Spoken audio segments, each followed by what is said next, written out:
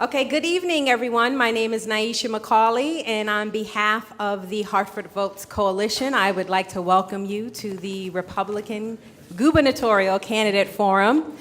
A little asterisk is necessary next to one name here, or two in your program. As of 3 p.m. this afternoon, we received word that Mark Boughton would not be coming tonight because he is no longer going to be a candidate.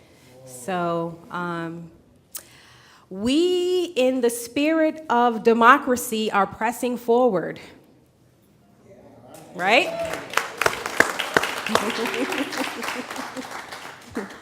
So we're going to have a lively conversation tonight with John Mckinney. Before we get started, I want to let you know a little bit about the Hartford Votes Coalition. It's an organization of about 13 groups, government, business, community organizations that have come together around the common goal of increasing voter engagement in the city of Hartford. So through various activities such as hosting candidate forums, workshops, even teaching civic classes to high school students, we seek to do that. So we have more information available if anyone wants to know more about the organization and even possibly join us in our efforts. So look forward to that. You received a program for tonight. If you didn't, please see someone from the Hartford Votes Coalition, or even at the table, we could see Richard or Linda. In your program, there is a feedback form. We definitely would appreciate you just giving us your feedback on tonight's forum. We do take it into consideration when planning events. Also would like to thank the Hartford Public Library for hosting us. This beautiful room here, and for videotaping tonight's program, as well as CTN is here as well. So we'd like to give them a little shout out and thank you for doing that. You could see CTN at ctn.com or .org? Help me, someone? .com, okay.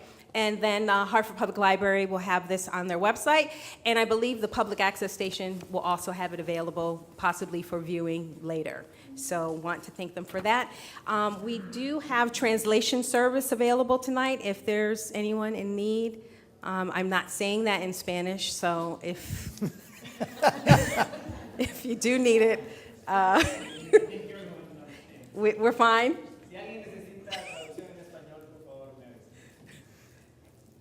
We're good? Okay. Covering all the bases here. Covering all the bases. Just one final note before I introduce you to our moderator for this evening. We will host another candidate forum on Thursday, July 24th.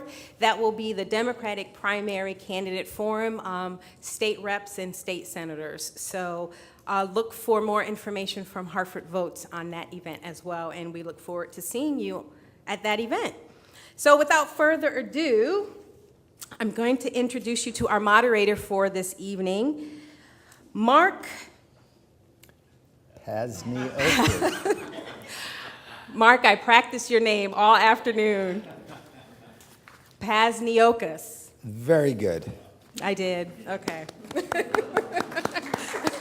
So Mark is the Capitol Bureau Chief of the Connecticut Mirror, a news site that focuses on politics and public policy. He's the former politics writer and City Hall Bureau Chief for the Hartford Courant, and a former contributor to the New York Times.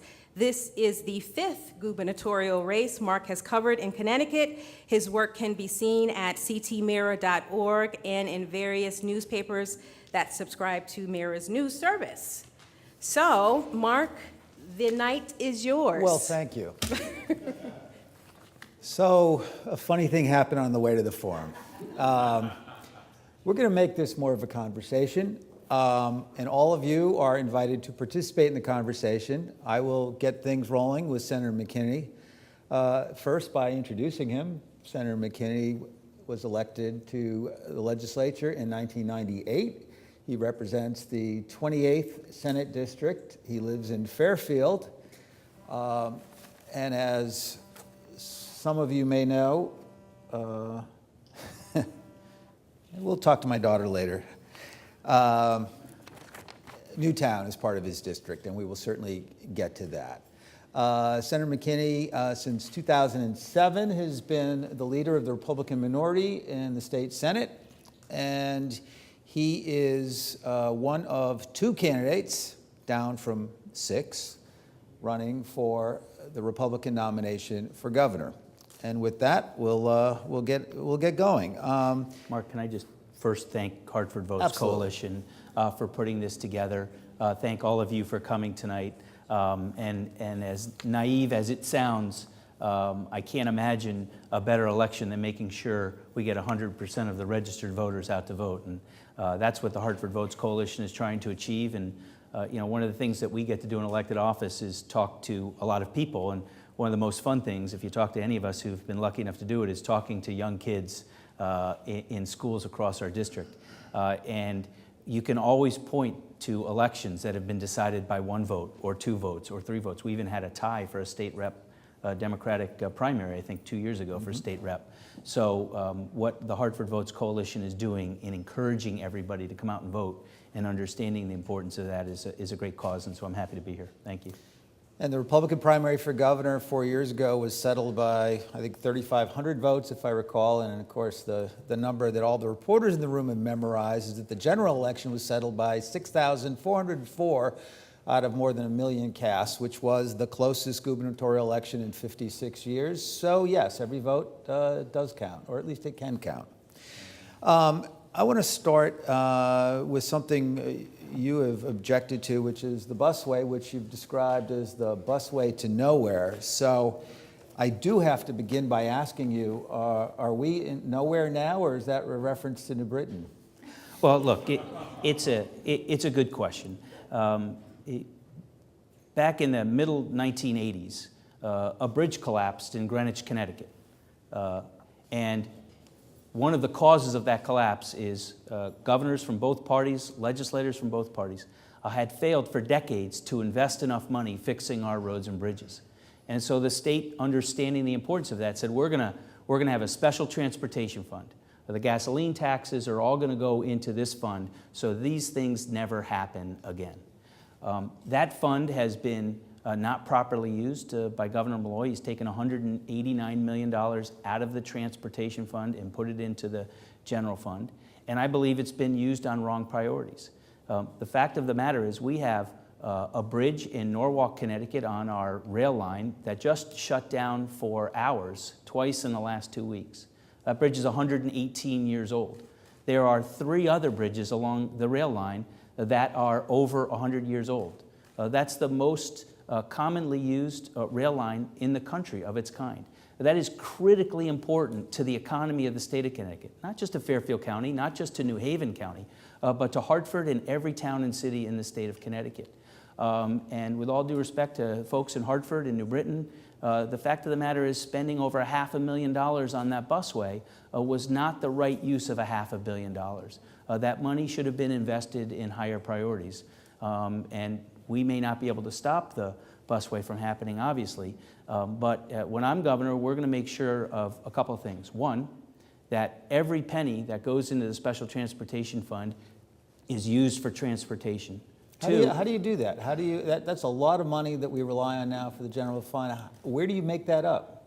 You have to make tough choices. Look, and we'll talk about it. The next governor is going to be sworn into office, and the state's going to have a $2.8 billion budget deficit. A $2.8 billion budget deficit. The solution that Governor Malloy brought to the table when the state had a $3.6 billion deficit was in part the largest tax increase in state history. Your gasoline tax went up. Your sales tax went up. If you don't own a car but you want to take public transportation, bus fares went up. Rail fares went up. That hurts hardworking people across the state of Connecticut. Government and spending more is not always the solution to help people, and I hope to convince people of that. We can't keep having higher property taxes, higher sales taxes, higher income taxes, higher gas taxes. That's why so many people are out of work in the state of Connecticut. That's why so many people are leaving the state of Connecticut. Look, you have to make tough choices. You have to spend less money, and you have to look at where you spend money. One of the things I've talked about on the campaign is Connecticut spends 22 cents of every dollar on delivering social services. Really important stuff that we need to care for people who need help. But we do that in what's called a dual delivery system. The state does it, and we also partner with nonprofit providers across the state. Quite frankly, the state has not been a good partner to those nonprofit organizations by not giving them consistent COLA increases and the like. When I'm governor, I want the nonprofits to partner with the state and do that work. The nonprofits, for every dollar they spend to care for someone, the state spends $2 to care for that same person. That's an incredibly inefficient system. It's a waste of your money. And I think we ought to partner and rely upon those nonprofits to provide the services. We're not going to cut any services. We're going to be helping people who need the help, but we're going to have a different delivery model. That saves you hundreds of millions of dollars. That's one way we can start saving money. And that assumes the elimination of how many state employees? I mean, that's where the savings would be. Well, but let's remember, you're going to take a series of years before you can transition. I've never said you can do it in a year or even overnight. It's probably going to take a 4 or 5 year period to do it.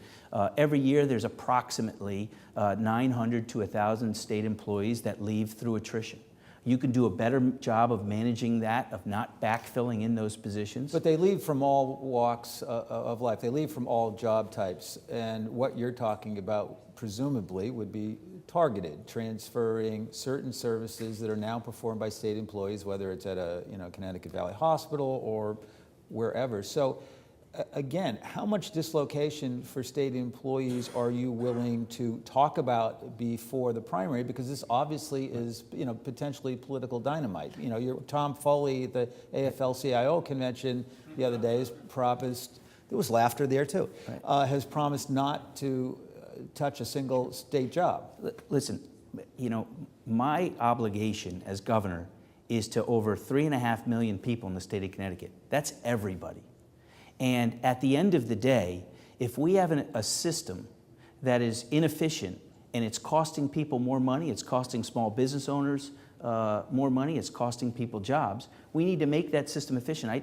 I don't believe government exists to be an employment agency or hire people. Government exists to provide important services like public safety, fix your roads and bridges, and in instances provide care and help to those who most in need. But we need to do that mindful of the fact that every dollar we spend is a dollar that someone's worked hard to earn. How much so if you have two ways of delivering the same care, and quite frankly, the nonprofit organizations that I've worked with around the Bridgeport area provide incredibly compassionate and helpful care. It's our obligation to say, let's help these people in the most efficient ways.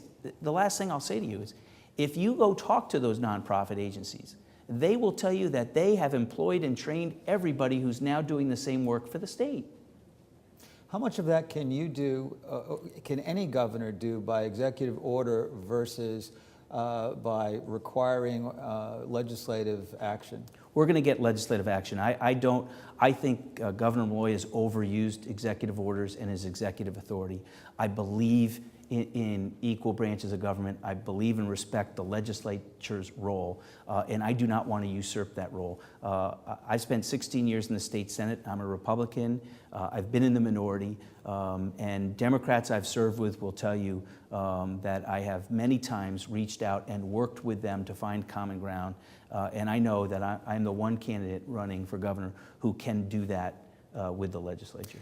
The most I think optimistic view by Republicans is that you could end up with a split legislature, and even that is going to be a pretty heavy lift. But the Senate is certainly in play. I don't know anybody who seriously thinks the House is. So if you're going to use legislative authority and backing, really how is that feasible? Because the House historically has been fairly protective of labor rights. Most legislators, if they're doing their jobs, regardless of what party they're from, regardless of what district they represent, listen to their constituents. And what I've said is the day after I'm elected governor, up until when I'm sworn in and thereafter, I'm going to continue to campaign around the state for my ideas. I'm going to come to places like Hartford and talk to hardworking families, people who've seen the cost to put clothes on their kids' back increase 6.5%. because the sales tax was raised. People who saw the cost to get to work increase because the gas tax increased. People who've seen their health insurance costs double, and tell them why those costs have gone up, and there's a better way to manage government and to spend money and lower their costs. And I think those people will say, then you go tell my state senator to work with you to do it. The Republicans put forward an alternative budget that you were part of, and you made the decision that restoring the exemption on clothing, for example, is more important than, say, the earned income tax credit. Why do you think that's a better benefit for people, poor people who may live in Hartford or places like this? Well, let's go back. We put together a full budget in 2011 at the same time Dan Malloy and the Democrats in the legislature put together a budget. We were both trying to achieve a balanced budget, knowing that there was a $3.6 billion deficit. In our budget, we did not raise taxes. In our budget, we were balanced and we made tough choices. The alternative budget adjustments we've offered since have all been living within the confines of the world that Dan Malloy has set for us. And the choices are not very good. And that's one of the reasons why I'm running for governor. In our budget, we would have looked at not raising taxes on anybody, which I think would have helped people. I have been one of the very few Republicans in the past to support an earned income tax credit and voted for it on the Finance Committee. I think Ronald Reagan was right. I believe giving people their money is better than giving them a government program, because I think people can be better stewards of their money than the government can. But let's understand this. The plan in place right now was put in at a time where the state could ill afford the money, and most importantly, it piggybacks off the federal government. And so we rely on the federal government. Anybody who gets it from the federal government gets it from us. And there have been reports after reports after reports from the Inspector General and GAO down in Washington that there is fraud in that system. That means there are people who are getting it who shouldn't be. Again, remember, that's somebody's hard-earned tax dollar that's going somewhere where it shouldn't be. And I think that's wrong. And I know we can't root out every single dollar of waste, fraud, and abuse in government, but that's our responsibility. Every dollar government spends is a dollar that someone in this room, someone in this city, someone in this state worked hard for. And we have a responsibility not to waste any of it. Help me understand then, if John McKinney is elected governor and you're sworn in January, in your first budget, and you've just outlined that there's a big problem. People will disagree with the number, but I think there's certainly a bipartisan consensus. There's a significant projected budget shortfall. So is there an earned income tax credit in your first budget or not? I think we're going to have to talk about that. I think at 30% piggybacking off the federal government, no. Could there be one at a lower number where the state can control to make sure there's no fraud in the system? Sure. Over your career, you certainly put yourself forward as more of the classic Northeastern Republican, more moderate on social issues, conservative on fiscal issues. But let me ask you, you voted twice in recent years against the minimum wage. Your alternative budget took out the earned income tax credit. Other than offering people tax-free clothing for their kids, why should urban voters, why should poorer voters look at you as somebody who is looking out for them? Well, look, Dan Malloy put the biggest tax increase in the history of the state of Connecticut. That tax increase was not paid by the most unfortunate, and it was not paid by the wealthiest. That was paid overwhelmingly by the middle class. And there's nobody who disputes that. Kevin Sullivan, our former lieutenant governor and Democratic state senator, always said that a sales tax increase is a punch in the gut to the middle class and a punch in the gut to small business owners. And it is. So the middle class wants to look at my record of not raising their taxes and Dan Malloy's of raising their taxes. We can have that debate. I've answered the question about the minimum wage 1,000 times. I've voted on the minimum wage 4 or 5 times. Twice I supported it when the economy was very strong and business owners would tell me, we're doing better. In order to find good employees, I have to offer more because that's the way the economy works, and we're okay. But when the economy is really struggling, when small business owners are laying off employees and they have the choice of having their costs increase when they're not making more money, that's a bad time to raise it. The evidence is that The minimum wage is not what's lifting people out of poverty. A good paying job is what's going to lift people out of poverty. Giving them a good education, getting them transportation to and from work, and making sure there are jobs in the state of Connecticut. And we don't have enough jobs in the state of Connecticut. We need to create more jobs in the state of Connecticut. And having state government spend more, become bigger, and raise taxes is not going to solve that problem. I want to go back to infrastructure. You're right when you talk about those 400-year-old plus bridges. Can the state afford to do what it needs to do to keep Metro North going and preserve that economic engine that not only benefits Fairfield County but does benefit the state as a whole? Can it afford to do that and do some of the mass transit projects in this region, most notably the high-speed rail from New Haven to Hartford to Springfield and beyond? Well, look, you can't do everything at once, and we're obviously going to have to work with our... This will be a decision like right away. Correct. Just like when Dan Malloy took office, he had to make a decision on the busway. The Hartford to Springfield rail line is in process. So if you're going to want to stop it or delay it, you're going to have to make up your mind pretty much now. What you're going to have to do is you're going to have to set your priorities. You're going to say, here are the most important transportation infrastructure priorities we have. 1, 2, 3, 4, 5. And then you're going to have to see which ones you can afford to do. And you're going to stop when it becomes unaffordable. But I will tell you that I've been very frustrated over the years with Governor Rell and Governor Malloy and the Democrats and the Republicans in the legislature. Transportation, all of those projects, whether it's the busway or Metro North or bridges or roads, are all funded out of the Special Transportation Fund. But nobody would argue with this statement that transportation is directly related to economic development. You just can't look at it as transportation. It is directly related to the health of our economy and getting jobs. When business leaders and business owners say, how can I attract someone from another part of the country to come work in Stamford, Connecticut, when I tell them that if they live in my town of Fairfield, to get 13 miles down the road, it might take them an hour and 15 minutes, people think you're nuts. And they don't want that kind of quality of life. So transportation is directly related to economic development.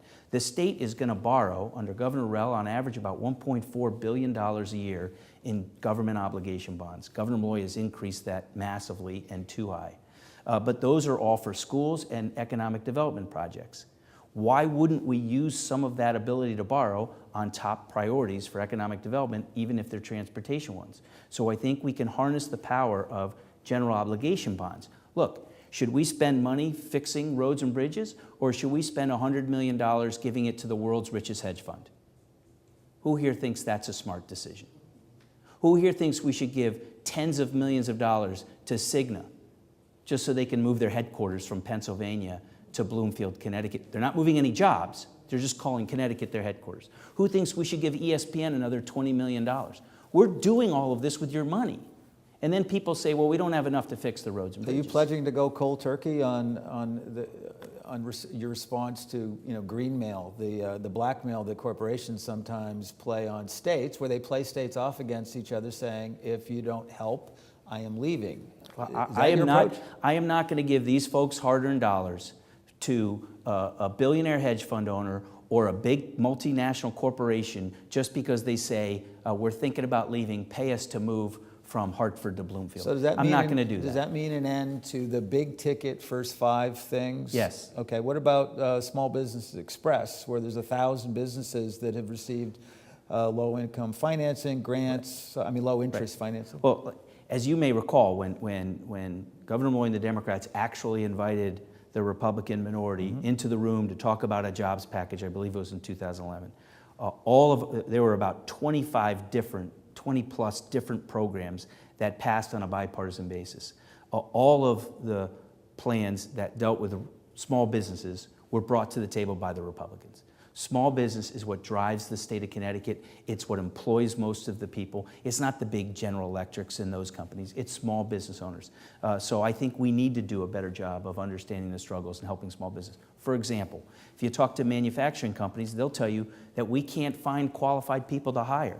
So in addition to working with your vocational technical schools and your high schools, one of the things we talked about was putting more money into an apprenticeship program. So the state could help defray the costs of them hiring someone, training them, and then they assume the full cost once the person is ready to be fully trained. What and about the employed. digital media tax credits that ESPN has used, that NBC Sports have used, I believe World Wrestling Entertainment have used, but as well as Blue Sky Studios down in Greenwich? Would you turn off the spigot? No, I don't think you turn off the spigot on things that are working and creating jobs.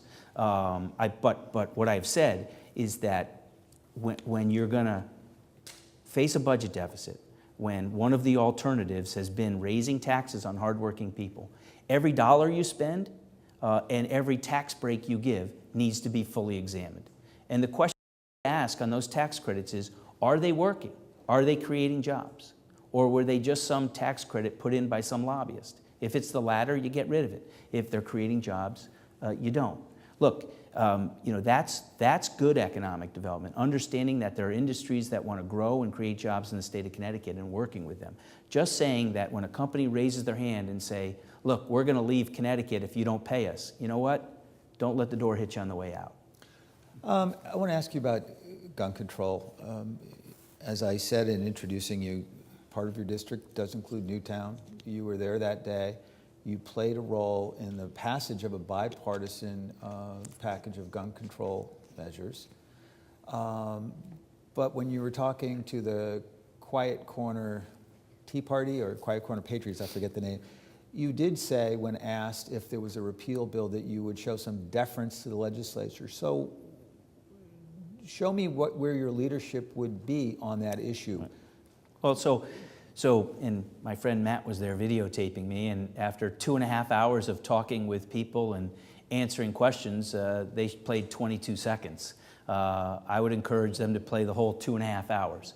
The fact of the matter is I went up to a part of Connecticut and met with a group of people, maybe 35 to 40 people, who were not only disagreed with my vote, but were very upset with my vote. And what I said to them is, I don't regret my vote. I would vote that way if we had to do it over again. And as governor, I'm not going to put in a bill to repeal it. But then I got asked a series of different hypothetical questions, and my mistake is I actually like to answer people's yes or no questions with a yes or no answer. I understand that's somewhat unique for politicians and people running for office, but that's what I tried to do. Look, I said at the time that there are some things that need to be beyond politics and beyond partisanship. Most people I know are just sick and tired of fighting among politicians. They have real problems that they want addressed, and they just want you to go and work and fix those problems. I represent Newtown. There are 36 state senators. I'm the only one who represents Newtown. I am their voice in the state Senate. And I was there that day. I wear a remembrance of those kids every day of my life because it's had more impact on me than anything I've probably been through other than my kids being born. And I felt an obligation to do something. The reality was Governor Moy and the Democrats were going to pass a bill. And sometimes in life you have the option of standing on the sidelines and letting things happen, or rolling up your sleeves and jumping in and seeing if you could shape what happens. I'm always going to choose the latter. That implies, well, I jumped in because it could have been worse if I wasn't part of it. I want to hear from you, what do you see as the reasonable restrictions on the sale and ownership of firearms and large capacity magazines in Connecticut? Is there anything in that bill? I mean, you did have to vote for a compromise bill. I understand. Sure, but Mark, you look, in every compromise, there are things that if you were in charge and you were the only one in charge, you wouldn't do. Democracy doesn't work that way. Our republic doesn't work that way. There are 187 legislators and there's one governor, equal branches of governor. You can't get everything you want. You can't have everything your own way. So are there things in there I wouldn't have done? Well, sure. 10-round magazines. Do you like that idea? I do. I could have fashioned it a little different than the way it was. I don't think it's fair to tell the occasional hunter who's got one shotgun, who just wants to buy shotgun shells to go hunting, that they have to go get a license now and pay $35. But at the end of the day, I thought the compromise was something I should vote for on behalf of my constituents. Now, if you want to talk about the issue going forward, what I've said is, as governor, I'm not going to put in a bill to repeal it because it's not going to be my focus. My focus is going to be getting people back to work, growing jobs in the state of Connecticut, fixing our budget deficit, getting our long-term pension obligations under control because they're going to cripple our economy in the future. And I'm not going to focus on 1160 or gun control. I'm sure the legislature will focus on a lot of things that I don't. But as governor, I'm going to lead on the economy. Let's throw it open. Mike McGarry has a question. What a shock. Prepare yourself, Senator. Go ahead, Michael. Okay, well, since I am the State Central Committeeman, thank you for attending. One of many hats that Mr. McGarry is known to wear. What's your favorite hat, though, Mike? Actually, you know, the favorite hat is this Hartford Bloom stand. Right. That's made me hoarse already, which is not unusual. We'll give you a plug. There it is. For the, There's my for the commercial. TV. Yeah. Anyhow, I got a tough question for you. Our delegation voted for Foley because we had a promise for him to do street work in the city of Hartford, which is very expensive and very time consuming and wouldn't give you the comeback that you get in other cities. The reason we need that is we have to go against the Working Families Party another year. And we don't have the horses, never could we get the horses that the union gives the Working Family Party.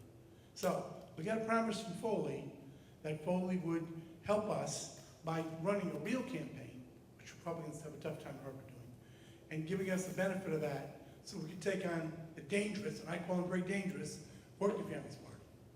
You see Hartford, since we've had 3 working families people, you know, it's been a disaster for the city. We have to get Republicans back on. That's why we went for Foley. So my question to you is, if you win the nomination, we don't expect anything until after that, can you mount a street campaign in the city of Hartford to get that extra 5,000 or 6,000 votes that you need in the city? That we need those names, we need that support a year later. Again, it's very, you spent that money somewhere else, you probably get a better result. That's a tough question. Look, Mike, we're going to run a campaign aggressively everywhere. I don't think you focus just on Hartford and not on other places or ignore Hartford on other places. We're going to have an aggressive campaign with a lot of volunteers on the ground all over the state of Connecticut.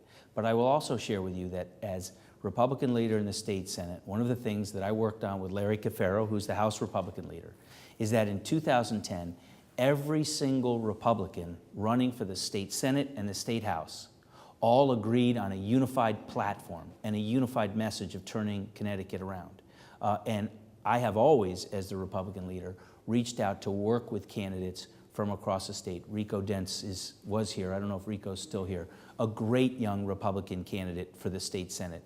And I've worked with candidates in Bridgeport and New Haven, who quite frankly, by the numbers, don't stand a chance to win. But you know what? Someday we are going to knock that door open and we are going to have people, Republicans elected, because we have a better message.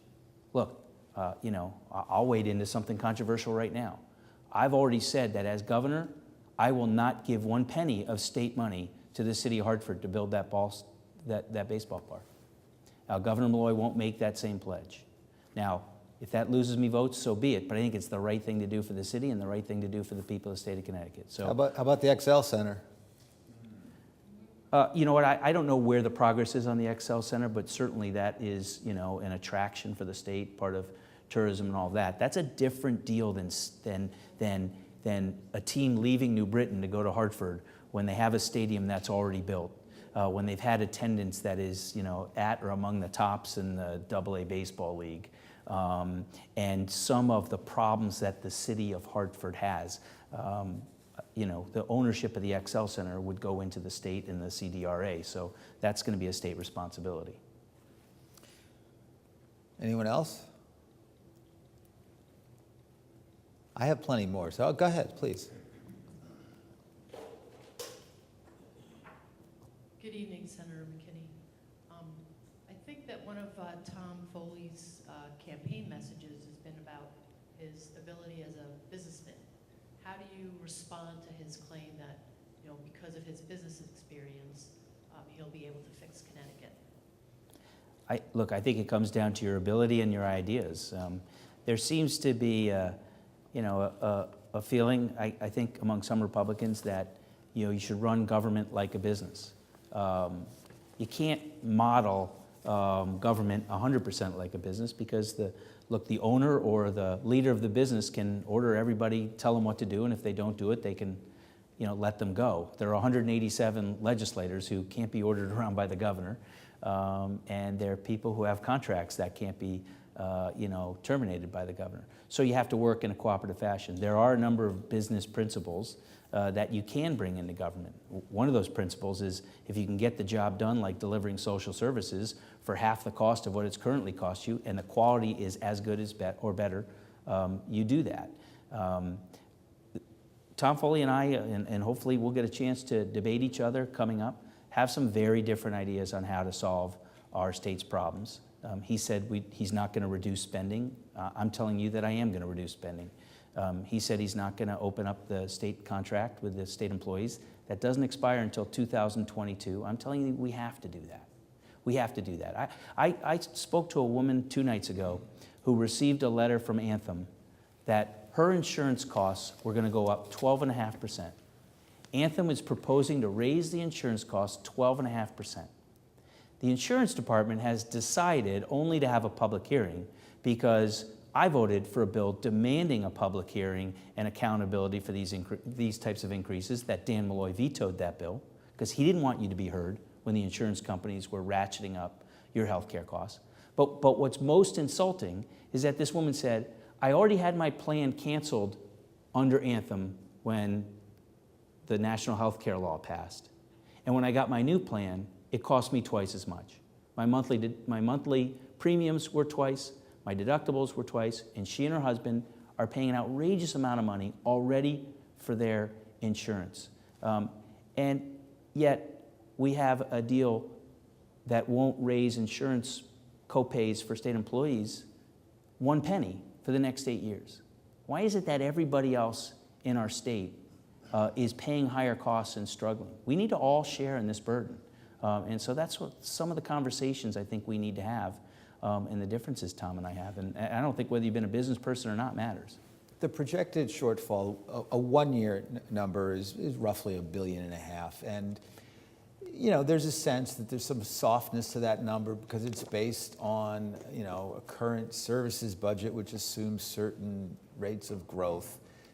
What do you think is the actual hard shortfall number that the next governor of Connecticut is going to have to face as far as a shortfall? Well, look, there are at least $700 to $800 million worth of federally mandated or contractually required increases into the next year's budget, part of that current services. There's approximately $162.5 million in pay raises to state employees. There's money for health care benefit increases. There are Medicaid caseload growth increases. All of these were required to fund and will fund. There are increased payments on debt service. There are increased payments for us to meet our ARC payments, actuarially required payments for our pension. Those amount to over $700 million. So that's a shortfall right there, at least in 1 year, at a minimum. So is that something that can be controlled 100% by cost reduction, or should we also be considering revenue increases? I'm not going to consider revenue increases until we've exhausted every measure of reducing state spending, right-sizing state government. And I know it can be done because we put a budget together that did that and didn't raise taxes. The problem in some ways is not as big and in some ways is harder. But that doesn't sound like an absolute pledge. You're saying last resort. Is that fair? No. We're not going to raise taxes. So I'll make the pledge. I thought he might qualify that. No, we're not going to raise taxes. All right. Should Connecticut look at adjusting the tax burden? There's a study that's going underway about the state's tax structure. Governor Malloy got some criticism from the left because he did not raise the very top rates higher. There's an argument that perhaps folks at the top could have kicked in a little bit more and lessened that burden on the middle class. Would Governor McKinney be open to, even if it's not to raise further revenue, to look at how the burden is shared? I think we have to reform our tax code, absolutely, I've said that. But in what way? Well, in a number of ways. I think if you've worked hard your life and you've now retired on a fixed income where you're getting Social Security or you're collecting a pension, I don't think we should be taxing those. Last week I was at a retirement party for a teacher and athletic director. And a gentleman came up to me at the party who I knew had been a teacher in the Trumbull school system. And he wished me luck, said he wanted me to win, and regretted that he couldn't vote for me. And I asked him why, and he said, because I live in Florida. Because my pension is worth more in Florida than it is in Connecticut because of the taxes. So that tax is forcing people who've worked hard, people who've helped build their neighborhoods, their towns, their cities in Connecticut, to leave for another state because their fixed costs will go farther in that state. That's something we need to look at changing. I've also said that, while there are people who have worked very hard and amassed great amounts of wealth, far beyond anything that I can imagine, we chase them out of Connecticut too, with a death tax that is outrageously high, where Florida's is zero. So I think we need to look at reforming the tax code that is simpler and fair, and one that doesn't force people to take a serious look at saying, I need to leave Connecticut. But is the burden, in general terms, does the burden fall fairly as far as the wealthy and the middle class? I think the tax increases that Governor Malloy imposed fell unfairly on the middle class. And that's why, one of the main reasons why I oppose them. But let me also share with you that the criticism he got about not raising top rates, the income tax rate doesn't tell you what you actually pay in taxes. And so there's an effective tax, how much you actually pay. And the reality is the effective tax rate for many people is higher in Connecticut than it is in New York or Massachusetts or Rhode Island. That's why we're losing jobs. That's why we're falling behind. There's a reason why people who work at UBS and financial services down in Stamford have moved back to New York City and aren't working in Stamford any longer, because Connecticut's lost that competitive edge. And we need to regain that competitive edge so people will want to live and work in Connecticut. If you have more people working, you have more people paying taxes, you have more revenue. Spend a day on the border between Massachusetts and Connecticut. Go up to north central Connecticut and spend a day and watch the Connecticut cars go to gas stations in Massachusetts. Why? She's shaking her head. Why? Because gas is cheaper. So we're losing that revenue to Massachusetts because our gas tax is too high. And I guarantee you, most people don't just go there, fill up with gas, and leave. They also go in and maybe they go buy coffee, maybe they buy cigarettes, maybe they buy something else, which is also taxed, which is going to Massachusetts. People are very smart with their money. Very smart. Government doesn't give them enough credit. And if they can do something for less, they're gonna do it. Okay, That's so the way it you works. have- By the way, that's why there's so many gas stations, on street corners together. Okay, so you've identified a big shortfall you're going to have to fill. You think the gas tax is too high, and I don't think too many voters would disagree with that. But if you're going to reduce the gas tax, if you're going to move money out of the move money back into the special transportation fund so it's used for infrastructure and not the general fund, that either makes the shortfall even bigger, or you have to find other revenue. So give us a sense of where you would find that revenue. Yeah, look, first of all, the shortfall and the deficit projected by OFA, which is the state's Office of Fiscal Analysis, a nonpartisan budget organization. These are good, hardworking professionals who analyze the numbers. They don't care Republican or Democrat.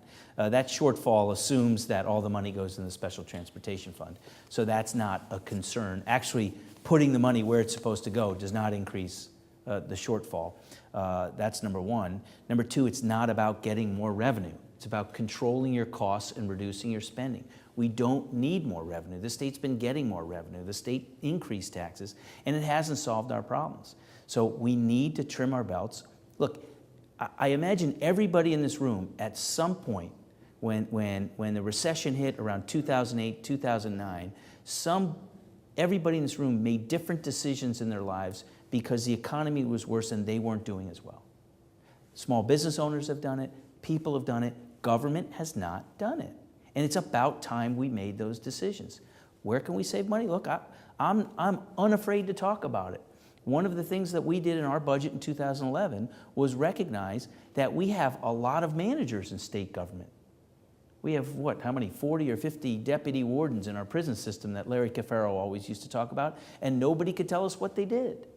Rank and file state employees will tell you that we are too management top heavy. Well, maybe we need to look at reducing that. That saves your costs. We have waste, fraud, and abuse throughout the system. We're not going after it. We should. That saves money there. There are ways to do this. It has been too easy for politicians in Hartford just to say, we're going to raise taxes. So this all can be done painlessly then, waste and fraud you make tough decisions because, anytime people have been doing things a certain way, even though it's not the right way, you change it, people are going to be upset. That's what leadership's about. Linda. Thank you. We've been talking, or you've been talking about income taxes, but another huge tax system is the property tax system. And for instance, in Hartford, 51% of our property is tax exempt. A big chunk of it belongs to the state, although certainly the schools and hospitals are also part of that. So there's the ability for cities and towns to raise enough money to do what they need to do is extremely limited. The pilot is a program that can offset that problem, but is never funded at anywhere near the maximum amount that we would collect if we were collecting from a taxpayer who owns that property. What are your thoughts about the property tax system, and how can it be modified or changed, or do you have a bunch of money sitting in your pocket that you're going to send us? Whatever you say would be of interest. Right. Well, thank you for your question. In the budgets that we've offered as the Republican minority in the legislature, we've kept towns and cities whole. Because the truth of the matter is, if the state's going to give Hartford less, that's going to result in higher property taxes for the people of Hartford. And that doesn't achieve my goal of not raising taxes. I think we have to have a serious discussion about all of the unfunded mandates that the state imposes. I think if the state's going to force Hartford to do something, they ought to put some money behind it.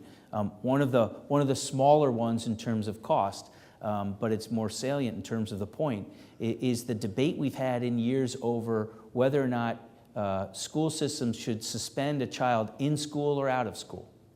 I don't believe that should be a state decision. I believe Hartford should decide whether they want to do it in school or out of school. I believe West Hartford should make their own decision, and on down the line, because the truth is, for some towns, in-school suspension is the right thing, and for others, it's not. And so the state continues to believe one size fits all. We're going to tell every town what to do, and you're going to have to pay for it. I don't like that. We need to work on that. I am not, to be fair, I'm not going to support a reverse pilot program, which Speaker Sharkey had put in. I don't think that's the right direction. My hometown is Fairfield, Connecticut. It's one of the very few towns in the state that is home to 2 colleges and universities, Fairfield University, Sacred Heart University. I believe my town is much better for having those universities in our town than not having them, even though the property is not taxable. I represent Newtown, which houses a prison, and clearly prisons, there isn't a town or city that wants a prison in their community, so the state needs to make sure that the reimbursement for prisons is always at 100%. But Fairfield doesn't house the region's poor in the Bridgeport area, and nor does it have a lot of the other social expenses that a Hartford does, or a Bridgeport, or New Haven.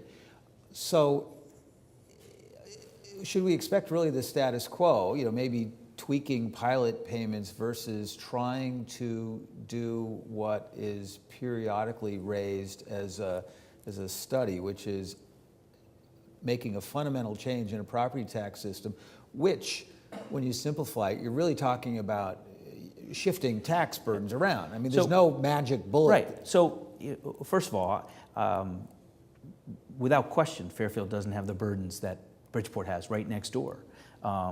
And that's why the system gives a lot more money to Bridgeport than it does from Fairfield. Fairfield sends a lot more money to Hartford than it gets back, and I'm not changing that because that's the right thing to do. We need to make sure we help people that need help.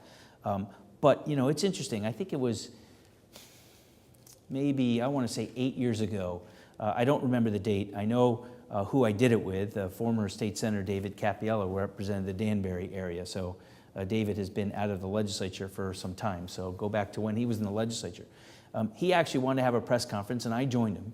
And the press conference was to introduce the idea that we would give towns and cities the right to find revenue in other ways they wanted to. Right now, the only way Hartford can raise money is on the property tax.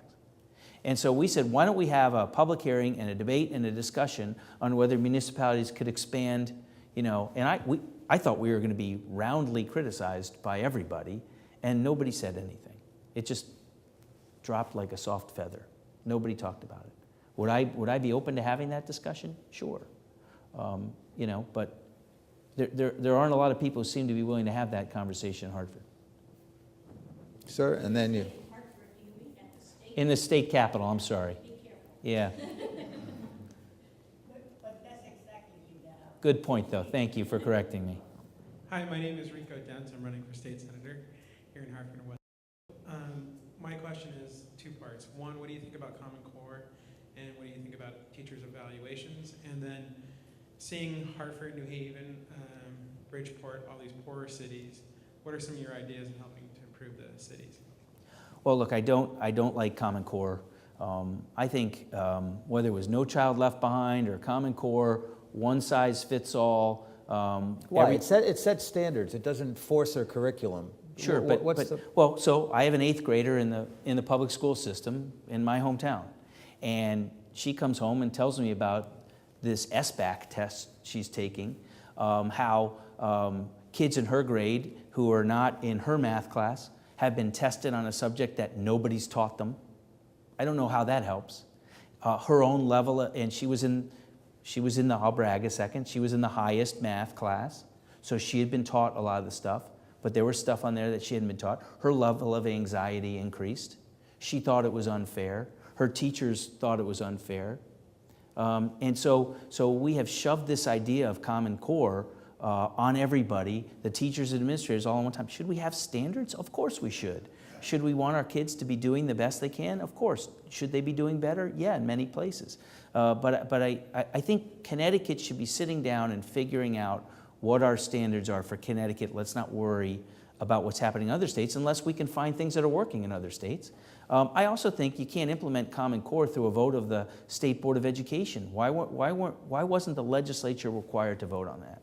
With respect to teacher evaluations, I did not like, and the Peak Commission has changed it, the fact that we were going to tie a teacher's evaluation to those test scores. To me, that doesn't make any sense.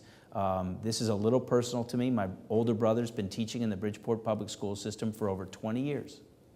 And you could talk to him. His kids come into school with different problems and more burdens than a lot of kids come into school with. Makes it sometimes harder to learn when you're hungry, those types of things. His kids were taking a Common Core test on a laptop and a computer when most of them don't have laptops or computers. So they've never practiced it. You know, teaching is much more of an art than it is a science. And reducing a teacher's evaluation to how their kids do on a test score makes it more like a science than it really is.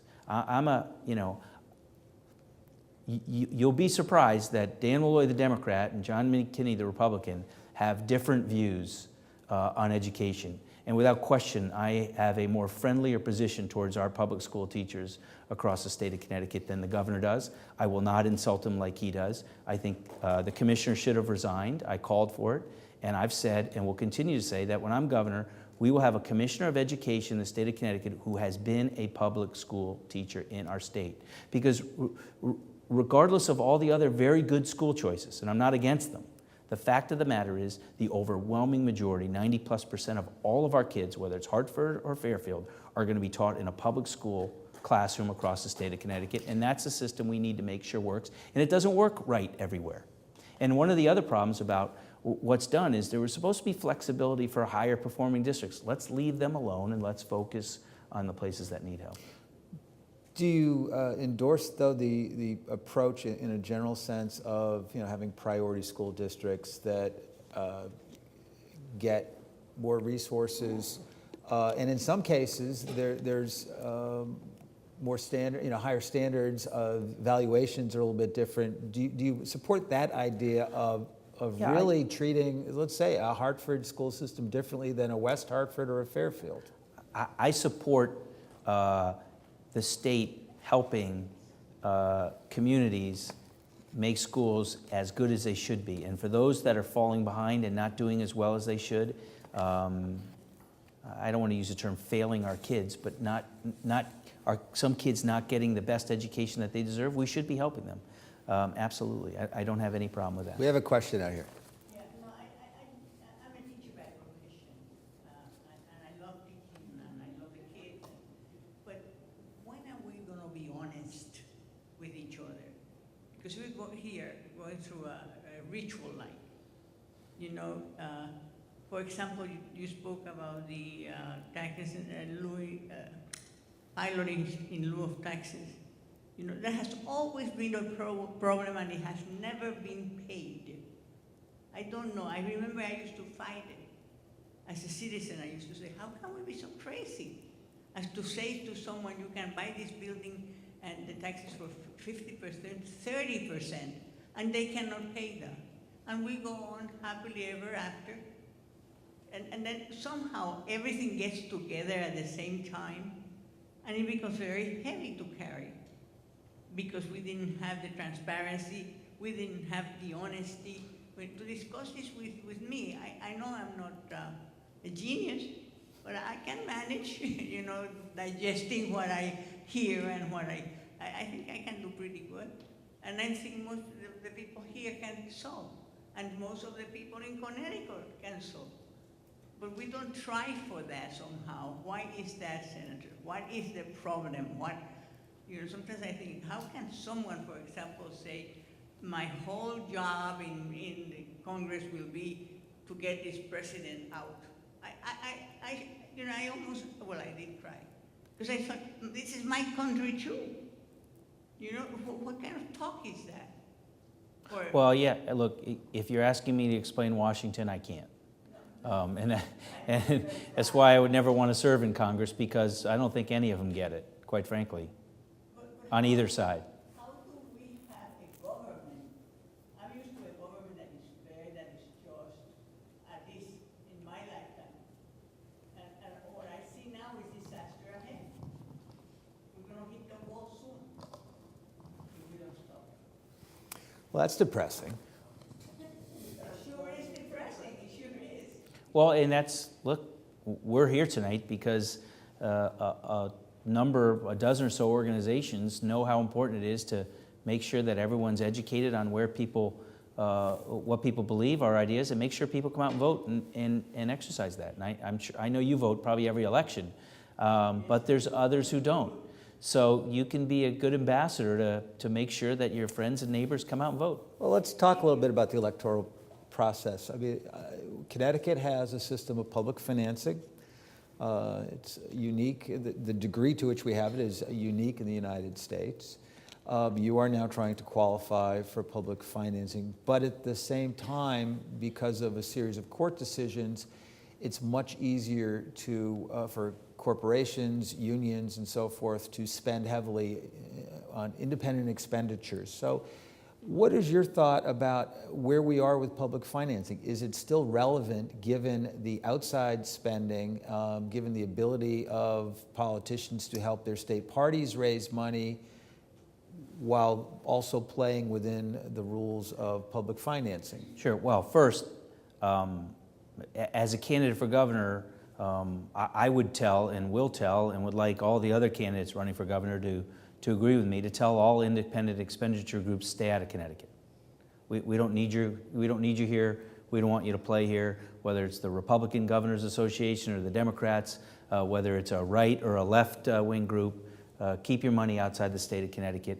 That's not fair to the hardworking people in the state of Connecticut. Second, it's not just court cases. Governor Malloy and the Democrats in the legislature significantly changed our campaign laws so that people can give a $10,000 check to the Democrat or Republican Party. So, I mean, again, there are a lot of people in Connecticut. There are a lot of people in this city of Hartford who are struggling. Many people who can't find a job. And I bet you not one of them can write a $10,000 check for anything if they've been unemployed, much less write a $10,000 check to re-elect Dan Malloy. So what do we have? We have a gentleman who lives in Pennsylvania, somewhere around Philadelphia area, who just so happens to own the company that has the contract on the Excel Center. And that contract gets renewed, and that gentleman writes a $10,000 check to help Dan Malloy get reelected. That's a change Dan Malloy made. How many of you think that's good for you? I don't. So we have people who are making millions of dollars off of the taxpayers of the state of Connecticut with state contracts who are writing $10,000 checks to Dan Malloy. How many people had their electricity bills go up? Everybody. And yet the state's largest utility company, the head of it, sends out a memo to everybody saying, we need to help get Dan Malloy reelected, and the utility company's funding tens of thousands of dollars to his reelection. That's Dan Malloy's policy. That's not my policy. As governor, I will say you cannot write $10,000 checks. You can't write more than any average person in Connecticut can write. The limit's $100 for everybody in this room. That's going to be the limit for every corporation and everybody with a state contract. How do you enforce that, though, under federal law, and both parties raise Let money them let them sue. Look, the federal court said that Connecticut, because of our sad history of corruption, could prohibit state contractors from giving a penny to state races. Let's enforce the limit at $100. We are not taking away their right to donate and participate. We're limiting it. Most court cases recognize that you can limit it. Let them sue. But I'm going to say to the people of the state of Connecticut, I'm not going to take a $10,000 check from people who have state contracts. Dan Malloy's on the phone every day calling those contractors and saying, you ought to give to my campaign. How would you propose putting some teeth in that suggestion about keeping out the outside groups? In Massachusetts, Elizabeth Warren and Scott Brown came up with an idea under which they would pay a penalty if somebody came in and involved themselves pushing their candidacy. You know, it was kind of a gutsy thing to do, and they pretty much stuck to it, and they really did limit outside spending. So other than just saying DGA, the Democratic governors, RGA, Republican governors, stay out, what do you do to really show them you're serious? I actually haven't read that agreement, but it's on my to-do list. Common Cause, I have a feeling, probably sent you a copy. No, they have, and I've talked to them about it, because Common Cause, like I, were upset when the Democrats in Connecticut, the Democrat Governors Association that Dan Malloy's a part of, sued our campaign finance laws to make it easier to have corrupting influences, to make it easier to take away, the people's voices and put special interest voices. So I will take a look at that. There are some obvious dangers of that. A Democrat organization could say they're spending money on me and say that, say something really bad about me, but it's on my behalf, and that obviously wouldn't work. So the Republican Governors Association has let me go back to that. Dan Malloy's a member of the Democrat Governors Association. He's held positions of leadership in the Democrat Governors Association. If he doesn't want them to spend money, all he has to do to say so. If he's going, that would be illegal coordination under Connecticut law. It absolutely is not. And if he is going to suggest that he can't tell them what to do with his money, it's one of the more ridiculous things that he would ever suggest. And so if he wants to tell the DGA to stay out of Connecticut, I'll tell the RGA to stay out of Connecticut. No problem. But this fantasy that he can't control what they do. He's part of their board. He's been a leader of their organization. It's ridiculous. Should any governor be able to raise money for the DGA or RGA and have it not be considered illegal coordination under Connecticut law? Well, I think we might find out. I think there are some differences. Look, someone who the DGA spent $1 million and then turns around and raises them a couple $1 million, and then they turn around and give money to him. Maybe he's had people work for him who've worked for them. There's a lot of evidence that there's some coordination going on there, and I think it's hard to ignore that. If you're elected, you're not going to raise money for the RGA? You're not going to participate in that national group? Well, that's fine by me. When I look, Well, I'm asking. sure. I mean, Well, so let me ask you a question.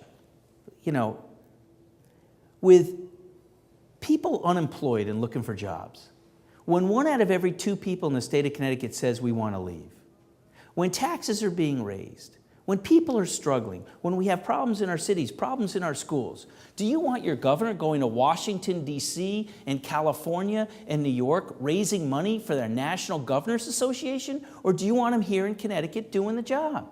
So yeah, you know what? Until we fix all the problems in the state of Connecticut, I'm only going to focus on the problems of the state of Connecticut, not some other governor in some other part of the country. Because the only reason why you would want to do that is you have national ambitions. Maybe he does, I don't. are you suggesting that Governor Malloy doesn't put the time in as governor? I'm suggesting that any time he spends raising money for governors in other states is a waste of his time. He should be focusing all of his time, that's not personal time, on the people of the state of Connecticut. Well, but in what material way do you think it really detracts, other than appearances of conflicts and influence? But as far as time, you know, is that really the issue? It's about priorities. Okay. It's about priorities. Do you want to be talking to some hobnobbing with lobbyists and socialites at, paid for by People's Magazine at the big Washington Correspondents' Dinner, or would you rather be walking the streets of Bridgeport or New Haven or Hartford talking to real people in Connecticut? So you're going to be a stay-at-home governor? I'm going to be a stay-at-home governor, and I'm going to live not in Hartford. Sorry. Where are you going to live? Where I live now, or a new home with my future wife, but we don't need to live in a governor's residence. You know, there are two other governors who said that, and it didn't quite work out. Governor Rell and Governor Weicker made the same statement, and they just found it impractical. Governor Rell spent a lot of time She in did. Brookfield. She did. She spent a lot of time in Brookfield. I suspect I'll spend a lot of time. Did Governor Rell get to the point, though, where she seemed to be almost fearful of leaving the state for fear that she would be criticized? She did not go to the White House and Right. meet the president when she was elected governor. Yeah. So is there, you're not saying... No. In fact, okay. I have not criticized Governor Malloy once for traveling to Washington, D.C. to advocate for projects for the state of Connecticut. Not at all. I have criticized him for other types of travel that I thought was violated our ethics code and the like, with the free gift from People's Magazine. But no, he has every right and should be working on behalf of the people of the state of Connecticut. Is that a signal we're done? I don't know. Any other audience This questions? is the best debate I've ever had, by the way. I've won every argument, answered every question correctly. And nobody once lifted up the time's The up time sign. card, that's right. Representative Wong, go ahead. John, could you share with people your Representative Wong, for the record, is running for Senator McKinney's state Senate seat, and I believe they are on good terms.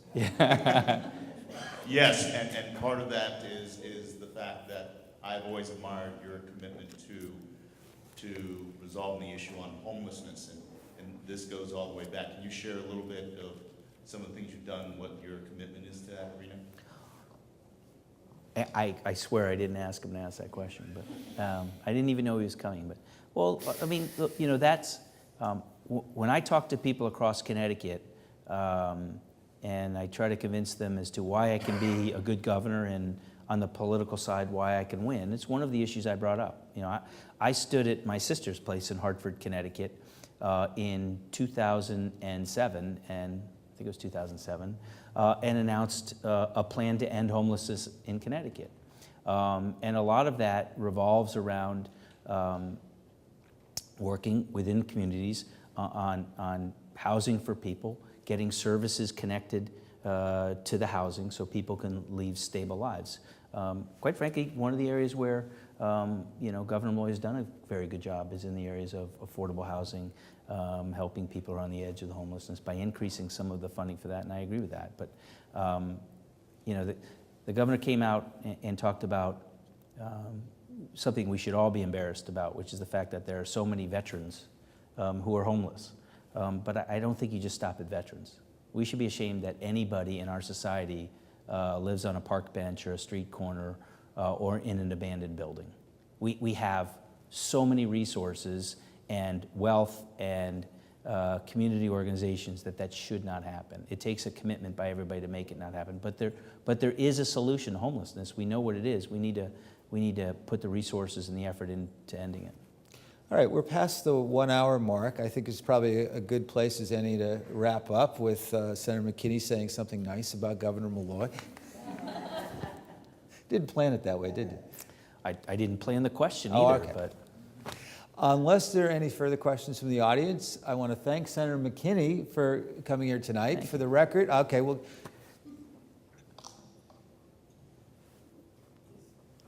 My name is Daniel Flores, and I live in Hartford. I have a question for you, Representative. Do you think the country, the United States, needs immigration reform, which they are talking for so many years, but they never do anything, either Republicans nor Democrats? President Obama offers to people, to Latino people, other people, a reform in immigration. He's going to end his presidency and nothing happens. Would you add your voice to what is a federal problem? What's your position there? Would you go for, as a governor, would you support an immigration reform? Or you think that you need to penalize people who come to this country look, undocumented? Yeah, thank you for your question.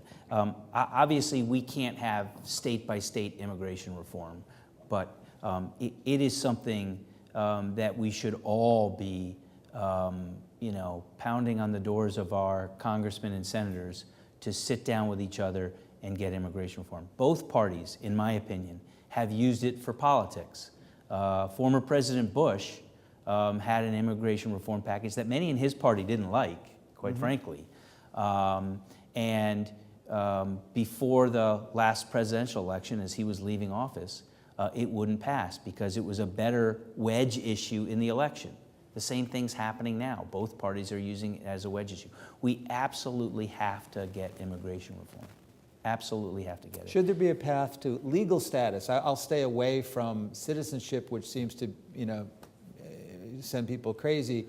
But should there be a way for the estimated 12 million people in America who are living, sort of in the shadows, should there be a way for them to come out and at least get some legal status where they can be employed without fear, pay taxes, so forth and so on? Well, I think, look, I haven't fleshed out my entire immigration reform package, and I think solving the state budget deficit that's a basic. going to take up enough. But look, there are people here, regardless of their status, and we're not, as a society, we're not going to pick them up and move them out of the country. It's not going to be happening.